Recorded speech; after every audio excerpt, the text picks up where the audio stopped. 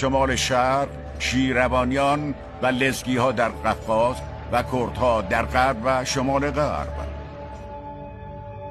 سرزمین هایی که افغانستان امروزی را تشکیل می دهند به ویژه قندهار، هرات و کابل عمدتاً میان ایران صفوی و هند تیموری واقع بود. افغانها برخلاف اکثریت ایرانی ها سنی اند و شیعیان اکثراً در غرب افغانستان امروزی متمرکز شده اند. شورش آتی افغانها فصلی دردناک از تاریخ ایران را تشکیل می دهد. فصلی که تا مغز و استخوان انسان را به لرزه در می آورد. در سال 1110 هجری قمری طوایف بلوچ در جنوب شرق ایران دست به شورش زدند و خیلی زود شروع به تاخت و تاز در منطقه کرمان کردند. شاه سلطان حسین گرگین خان شاهزاده گرجی را مأمور سرکوب شورش کرد. گرگین وظیفه خود را انجام داد، اما نگرانی از تهدید بلوچ‌ها او را واداشت در کرمان بماند.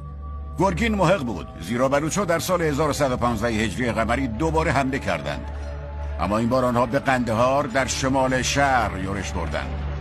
گرگین یک بار دیگر بلوچ‌ها را متفرق کرد و قندهار را نجات داد. گرگین که قبلا به مقام بیگلر بیگی گمارده شده بود وارد قندهار شد و به انجام وظیفه پرداخت. او که